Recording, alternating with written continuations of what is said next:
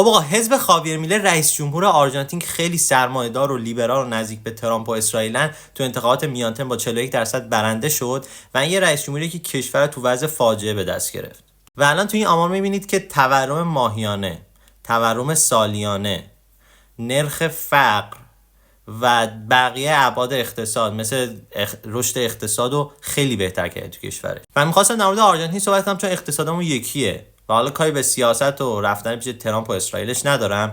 اقتصادشون 200% تورم داشت و الان خیلی اوضاعش بهتر شده و ارزش پول ملیشون هم نسبت به بقیه داره بهتر کار میکنه. و بیایم ببینیم که این روش رو ایران جواب میده یا نه. اولی که ارز ملی رو تک نرخی کرد، دولت رو کوچیک کرد، همه چی رو خصوصی کرد، یارانه ها رو قطع کرد و گفتش که همه چی خصوصی سازی میشه و ارزش پول ملیش هم با اینکه اومد پایین ولی گفتش که ما باعث میشه صادراتمون بره بالا و همه این کارو کرد و اول کشورش خیلی صدمه خورد و آمار بیکاری رفت بالا، ولی بعد از یه مدتی کشور به ثبات رسید، حداقل تو تورم و اینها.